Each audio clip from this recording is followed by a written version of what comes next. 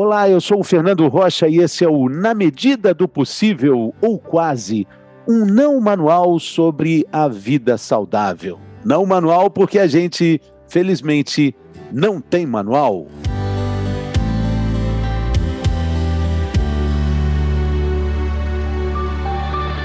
No entorno de cada mulher orbita todo o universo. Muitas vezes, a mulher deixa de lado os cuidados com sua própria saúde para se desdobrar em atenção nas múltiplas jornadas que fazem parte da sua rotina de todo dia. Mas quando chega o Outubro Rosa, chega também um momento de olhar com mais cuidado, com mais carinho para a saúde de quem é tão importante. A luta contra o câncer de mama é uma realidade para 1 em cada 8 mulheres em todo o Brasil. Cada uma com sua história, mas todas elas com a mesma esperança. A hashtag Ao Seu Lado Sempre é uma campanha do Hospital Sírio-Libanês para conscientização para o engajamento da rede de apoio do indivíduo com câncer. Essa rede inclui todos nós. E nesse mês ela é marcada pelo rosa e leva informação para prevenir, para diagnosticar e tratar o câncer de mama. Não bastasse o impacto na saúde, 7 em cada 10 mulheres são abandonadas pelos parceiros quando descobrem a doença.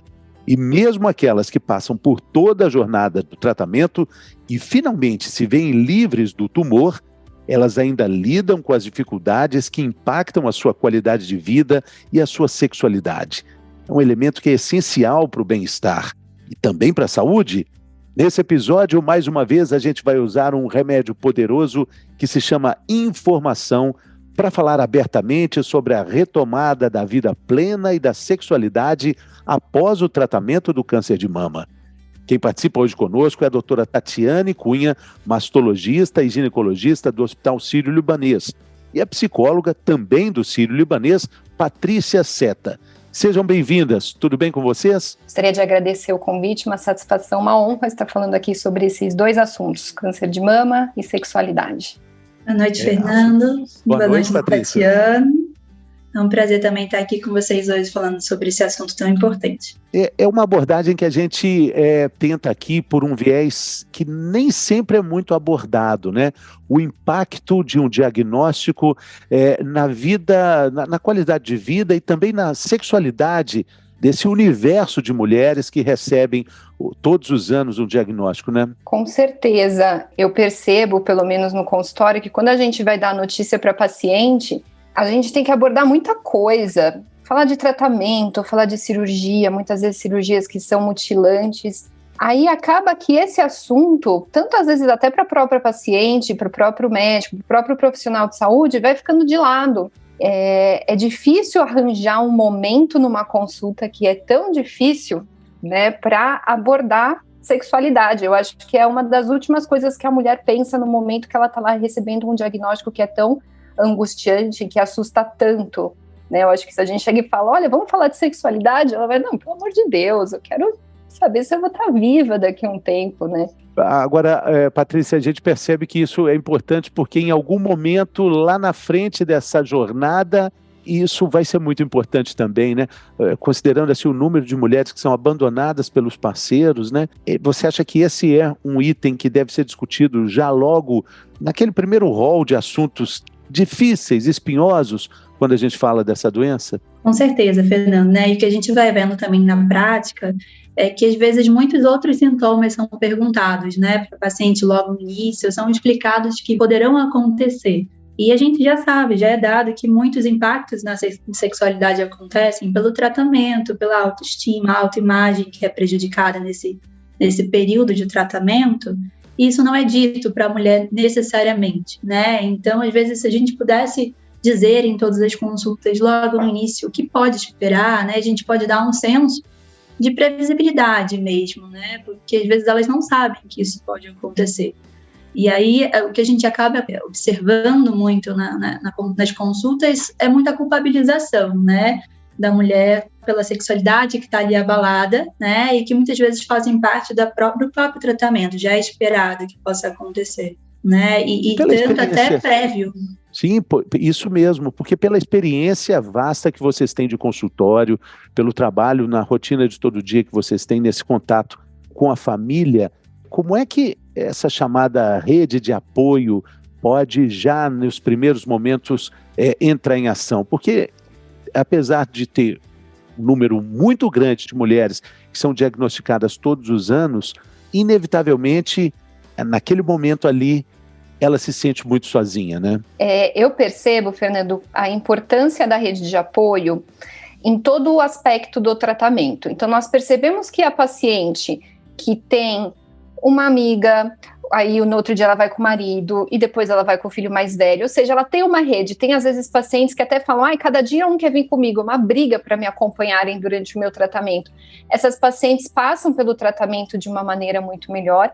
E quando nós falamos de sexualidade também, porque a sexualidade feminina depende muito da parceria, depende muito de como a pessoa que está lá, o cônjuge, age, né, de acordo com o que vai acontecendo. E tem até um estudo esses dias que eu li que eu achei muito interessante, que a satisfação pós-tratamento das mulheres homoafetivas, ou seja, das mulheres lésbicas, era maior do que a satisfação pós-tratamento das mulheres heterossexuais.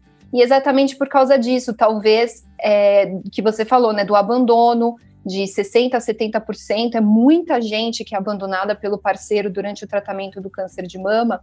Então, isso abala demais a parte sexual da mulher. A sexualidade feminina depende muito, muito da parceria, de como esse cônjuge, de como essa parceira, esse parceiro, vai enxergar a mulher a partir do diagnóstico. É interessante a gente dizer que também existem todos os fatores que o tratamento vai colocar em jogo na vida de um casal, né? Até na vida da própria família, mas a gente está falando de sexualidade, os remédios vão também ter uma alteração na libido, vai ter uma complicação ali enquanto ela está se entendendo, né? O parceiro precisa saber disso também. Esses assuntos são colocados de forma clara nessas primeiras consultas. Olha, vai ficar difícil em algum momento, faz parte da luta, faz parte do caminho, faz parte da jornada? Olha, muitas vezes as pacientes pedem que a gente explique isso para os parceiros, porque às vezes eles acham, será que é isso mesmo? Será que ela está usando isso como desculpa? Então eu já tive muitas pacientes que chegam e falam, doutor, explica para ele. Então nós estamos diante de, assim, a maioria das pacientes com câncer de mama vão ter o diagnóstico após os 50 anos. Então são mulheres que elas já estão passando por um período muito difícil em relação à sexualidade, que é a menopausa.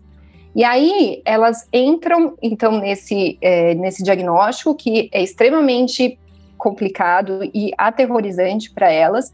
E aí o tratamento piora muitos sintomas, então sintomas até orgânicos, como secura vaginal, que é dispareunia, que é a dor durante a relação sexual, é piorado. E aí, a maioria dos tratamentos que a gente usa para esses sintomas, a mulher com câncer de mama não pode. Então, a mulher com câncer de mama não pode fazer reposição hormonal, ela não pode usar a maioria dos cremes hormonais vaginais. Então, aí fica mais difícil ainda o tratamento, que já era difícil numa mulher com câncer de mama, fica mais difícil ainda. Mas eu acho muito importante explicar isso para a mulher e também para o parceiro, para quem estiver acompanhando ela, para o cônjuge dela, com certeza. Até mesmo na adaptação desses medicamentos, né? Que podem, você citou alguns aí que a mulher fazendo o tratamento não pode, mas é um ponto importante também de oferecer, olha, existem outros produtos que podem resolver, de certa forma, essa questão, né, ligada à qualidade de vida sexual, né? Sim, é importante que a gente, né, nós mastologistas e o próprio ginecologista da paciente estejam sempre atentos a esses sintomas para ter uma abordagem que o quanto antes melhor. Então hoje nós temos tratamentos livres de hormônio, nós temos até em questão de secura vaginal, laser vaginal, e não é só isso, né? Existem medicações para melhorar um pouco assim, a libido da mulher, que não são ligadas a hormônios. Lembrando que, assim, a sexualidade feminina, ela é um caldeirão de misturas, né? Nem tudo é hormônio. Tem mulheres aí que estão menopausadas e estão aí super na ativa, e tem mulheres que nem são menopausadas, ainda são super jovens e têm uma sexualidade, uma vida sexual, assim, uma saúde sexual ruim. Mas é muito importante que a gente preste atenção nisso, porque o que eu vejo muitas vezes, Fernando, porque eu sou ginecologista e mastologista, mas às vezes eu percebo que o ginecologista que não é mastologista, que não tem a vivência com câncer de mama, ele tem tanto medo de qualquer coisa que para ele nada pode. Então, assim, vamos buscar uma informação mais nova, ou pelo menos com alguém que tenha essa informação, porque parece que a mulher, assim, a vida dela agora é evitar o câncer. Esquecem que tem outras coisas, né, importante para a qualidade de vida dessa mulher. Então é sempre assim, não, mas melhor não usar. Mas será que é melhor não usar? Será que tem algum estudo que mostra isso? Ou será que é da cabeça da pessoa? Então é importante a gente ter sempre informação de qualidade, informação nova, para que a gente consiga fazer essas mulheres, depois do diagnóstico, desabrocharem de novo, né?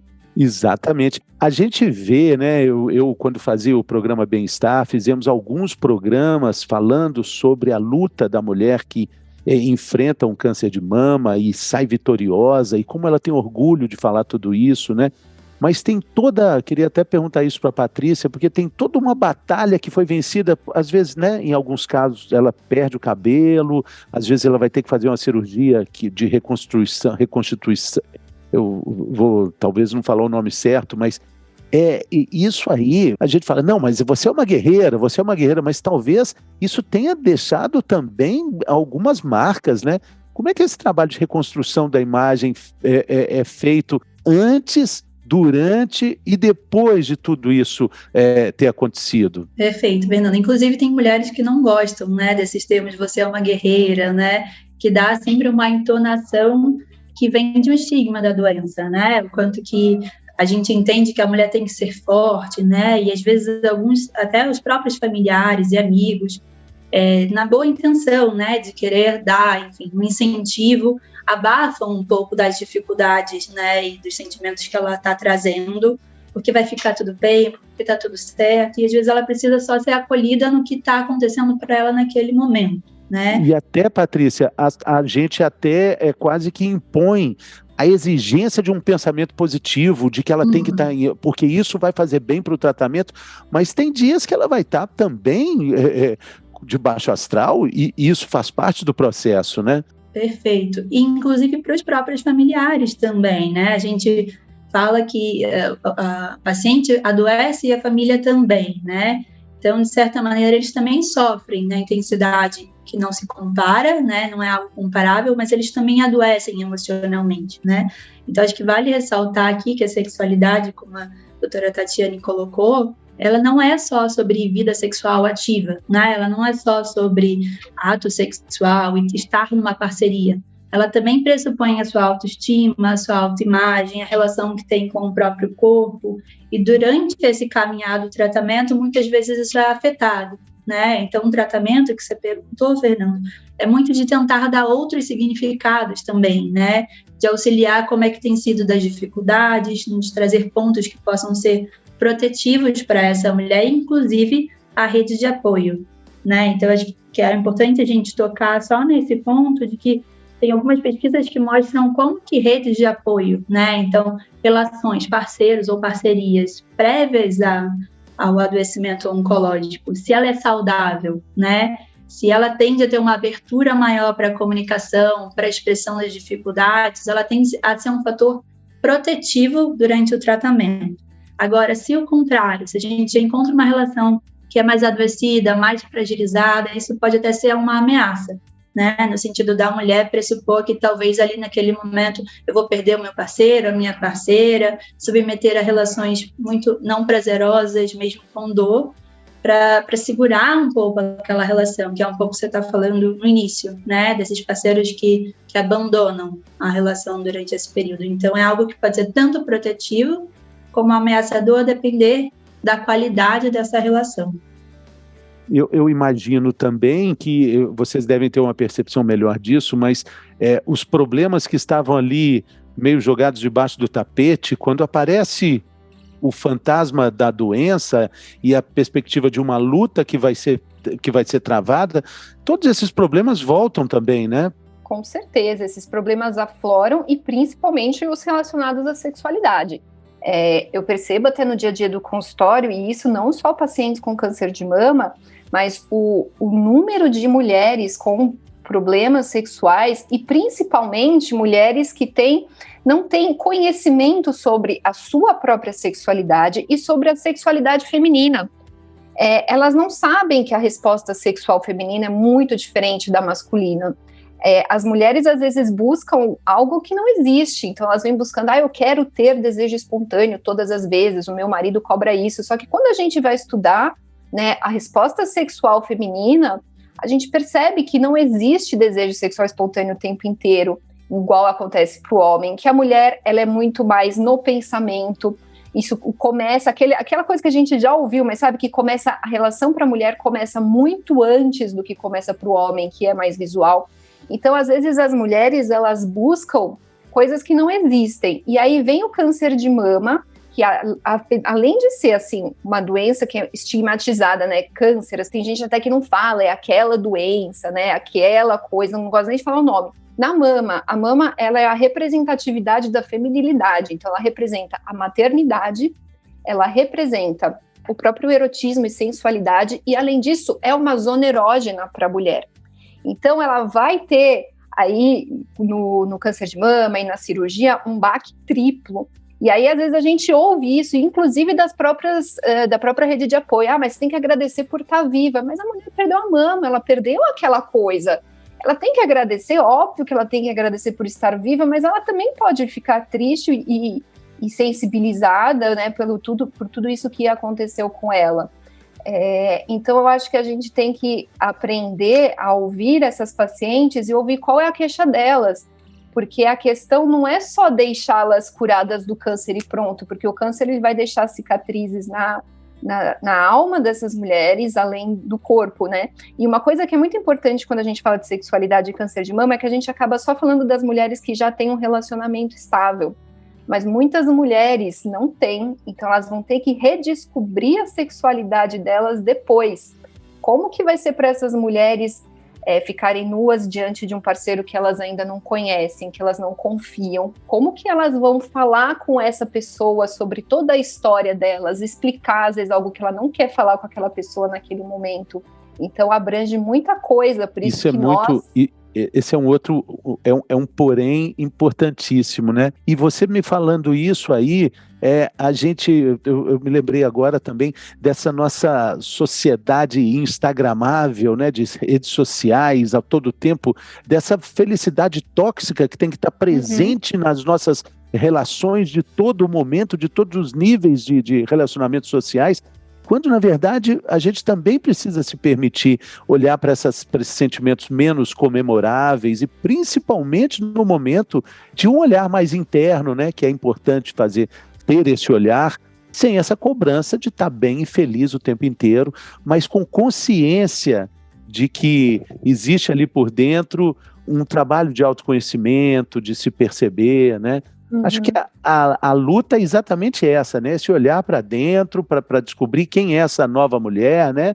Que não é exatamente uma guerreira, que não é essa heroína, que é uma mulher normal, que está viva sim e que está pronta para enfrentar esses novos desafios com informação, que é o que a gente está falando aqui, né? Porque a gente precisa dizer que o câncer de mama é uma doença muito frequente, né?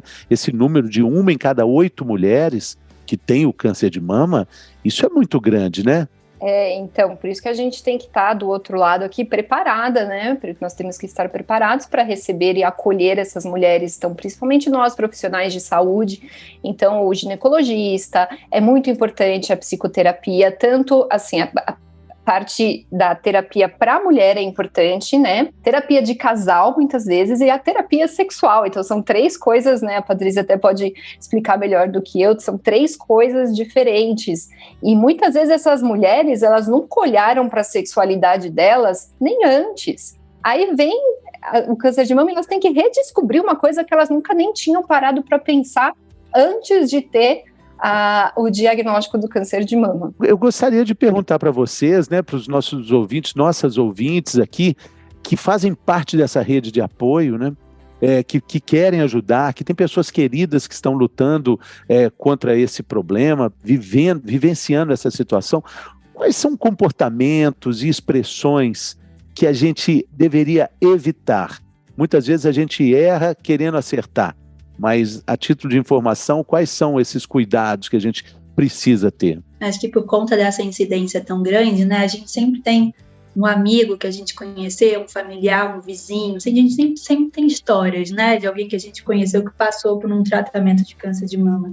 E o câncer de mama, a doutora Tatiane pode falar muito melhor do que eu, ele é longe de ser um câncer só, né? Então, às vezes, quando a gente traz exemplos, comparações de histórias, mesmo dificuldades, de efeitos colaterais, de desfechos não favoráveis, tentando ajudar, né? A mulher, acho que ela já está num momento de fragilidade, né? E quando a gente está mais frágil, a gente tende a ser mais vulnerável à sugestionabilidade também, né? Então, quando a gente escuta outras histórias, às vezes a gente acaba tendo um sofrimento também mais antecipatório para coisas que talvez a gente nem vá passar, né, por serem adoecimentos muito individuais. Então, talvez evitar comparações, trazer outras histórias que a gente tenha ouvido, né, ou aquelas expressões que a gente falou, no seu lugar eu acho que você deveria fazer de determinada maneira, ou você precisa reagir, você precisa dar mais de você.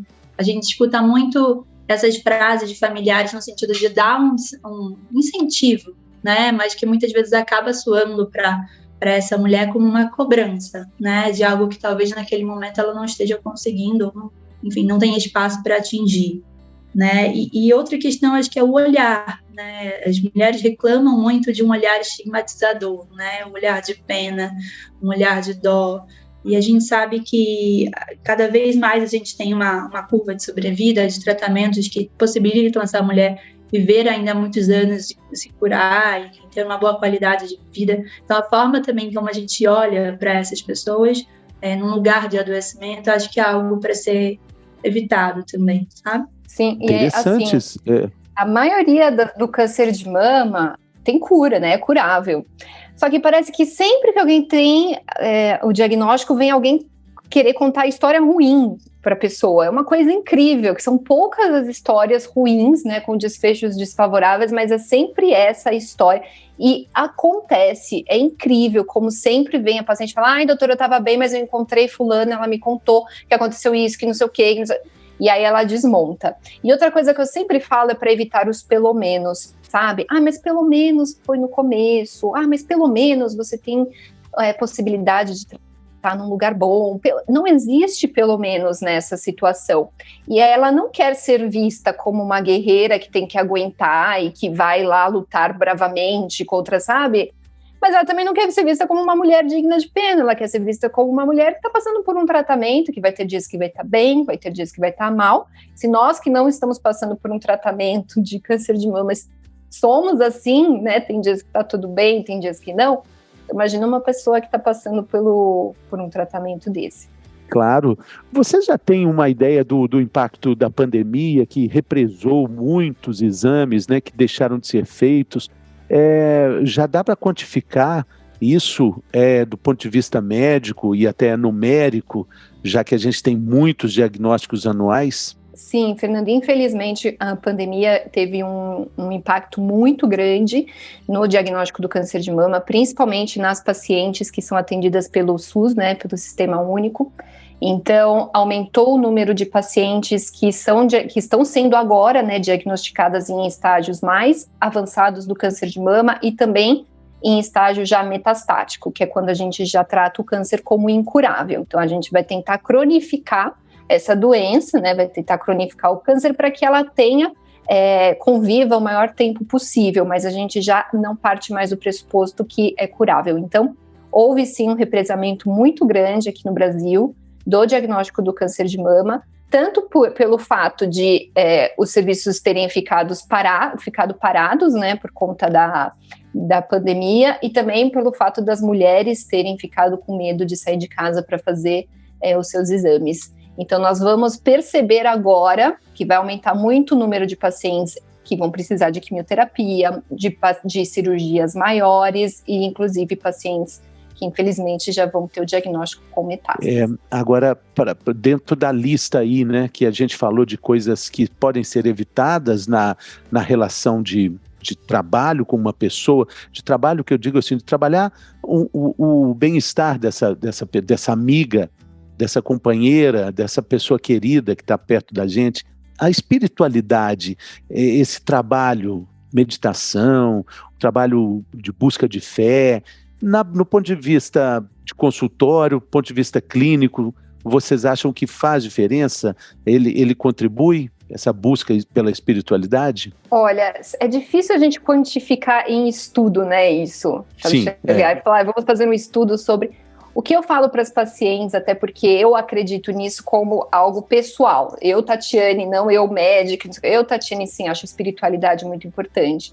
Então eu falo para a paciente, tudo vale. Se não for atrapalhar o seu tratamento, nem substituir o seu tratamento, então se você quer ir lá para Aparecida fazer tal coisa, ótimo, é dia de quimioterapia? Não, então pode ir. Tá? Se não substitui o seu tratamento, né, se você não está querendo substituir uma coisa pela outra e não vai atrapalhar no seu tratamento, eu acho importantíssimo. Não sei se a Patrícia talvez tenha alguma informação mais... O que a gente vê a nível clínico, né, é que qualquer recurso que vai dar sentido para aquela paciente, que vai auxiliar no enfrentamento emocional, vai proporcionar um conforto, né? Muitas das vezes também proporcionando uma adesão ao tratamento. Acho que algo que começa a ser mais disfuncional é quando distancia a paciente, como a doutora mencionou, né, mais num sentido de negação, um sentido mais de fuga, ali que de alguma maneira interfira mesmo na crítica dessa paciente para a tomada de decisões, né? Então, se a gente entende que tem um rumo, tem um lugar, um papel que essa espiritualidade está tomando nesse sentido, é algo que talvez não seja tão funcional, mas na grande maioria das vezes não, é um recurso que ajuda. Eu acho que é sobre isso que a gente está falando, né? A gente está querendo fortalecer essa rede de apoio. Tem pessoas com diferentes perfis, a ajuda pode vir também, né, de diferentes formas. Cabe a nós, do lado de cá, apurar essa sensibilidade para entender isso, né? Para a gente caminhar aqui para o fim, é muito importante quando a gente fala, até mesmo em doenças, em casos que ficam cronificados, como a doutora Tatiane falou, que a qualidade de vida, a manutenção de bons hábitos, de boas escolhas, depois do diagnóstico, segue sendo muito importante. Já era antes e continua sendo todo dia, mas essa manutenção de boas escolhas, de boas amizades, né, de hábitos saudáveis, ela só faz bem, né? Vocês concordam também, né? Com certeza, e do ponto de vista de câncer de mama, já tem estudo grande, estudo mundial, que até o Brasil participou, mostrando que a atividade física diminui o risco de recidiva, ou seja, aquelas pacientes tratadas, a atividade física diminui o risco da doença voltar. E a mesma coisa a dieta, né, uma alimentação com poucos produtos processados, com mais produtos in natura, aquele bom e velho desembale menos e descasque mais, isso é super importante.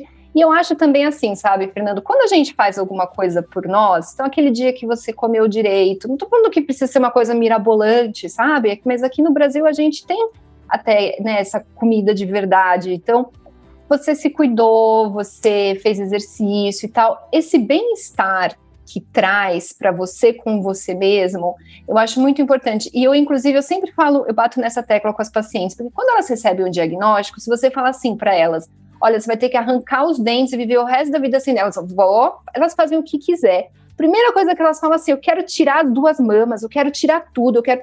E eu falo para elas, olha, hoje você tá com essa nuvem na sua cabeça que é assim, a sua vida virou o câncer de mama. Eu tô pensando na sua vida daqui a 2, 3 anos. Quando as suas 2 mamas vão fazer diferença para você e não vai impactar no seu tratamento. Então, naquele momento que a paciente está lá só pensando nisso, a gente tem que trazer isso. E teve uma paciente que até esses dias falou para mim, né, porque ela queria de qualquer forma, não, tira as 2 mamas, tira tudo. Eu falei, olha, você está pensando no agora, eu estou pensando na sua qualidade de vida daqui a 1, 2 anos. Eu falei assim, nossa, isso é um bálsamo para o meu ouvido pensar que vai ter uma vida daqui a 2 anos que eu vou voltar a andar de moto com meu marido. Ela falou, porque hoje eu não penso que eu quero andar de moto, que eles saíram para andar de moto. Então, é muito importante a gente bater muito nessa tecla sobre qualidade de vida. Porque dá para entender que num momento difícil tudo fica muito nublado e a gente, de novo, que faz parte de alguma forma, como a Patrícia disse, né? E de algum jeito a gente conheceu alguém, conhece alguém, ou infelizmente ainda vai conhecer alguém que está passando por isso. A gente precisa ter a gente precisa enxergar o caminho para frente, né? Sem as nuvens que a paciente está enxergando, né? Sem o nublado do caminho, né? Acho que esse é o principal objetivo nosso aqui nesse nosso podcast, falar da rede de apoio, e queria muito também deixar aqui a indicação do site do Hospital Sírio-Libanês e também das redes que estão indicadas lá. No descritivo do episódio estão já todos os endereços lá, para você entrar, saber dessa campanha fantástica que se chama hashtag, né? Que a gente começou falando dela, né? Ao seu lado sempre. Acho que essa é a nossa mensagem, né? Dizer para a pessoa tão querida, para essa mulher que é uma pessoa muito especial, que tem um universo girando em torno dela, porque no entorno de toda mulher tem um universo, dizer ao seu lado sempre. Acho que é isso, né, Tatiana e Patrícia? Com certeza. Perfeito. É isso mesmo. E é muito gratificante para a gente estar do lado delas e ser, né, Patrícia, a pessoa que fala, calma, vai passar, não vai ser assim o resto da vida. E aí elas aparecem, é muito bacana, Fernando, porque aí elas primeiro perdem o cabelo da quimioterapia e aí depois elas vão aparecendo com o cabelinho, aí elas vão aparecendo maquiadinha. Aí elas começam a atingir o cabelo e falam, agora tá curto mesmo. Então eu tenho uma paciente que um dia ela tá loira, um dia ela tá com o cabelo vermelho, sabe? E aí você fala, pronto, desabrochou. Ela se reencontrou. Ela se reencontrou. Isso que a gente legal. Acaba tendo também um papel de auxiliar a pensar possibilidades, né? De organizar o pensamento, organizar as emoções, e é uma forma muito potente de cuidar da mulher, né? Não do câncer. É isso mesmo. A mensagem que fica é essa hashtag aí, ao seu lado sempre. Procure a rede de apoio, procure informação. Informação continua sendo um remédio poderoso para a gente enfrentar todos os males do mundo. Muito obrigado, doutora Tatiane Cunha, Patrícia. Acho que a gente contribuiu muito para colocar mais luz nesse caminho que precisa ser bem trilhado. Valeu demais.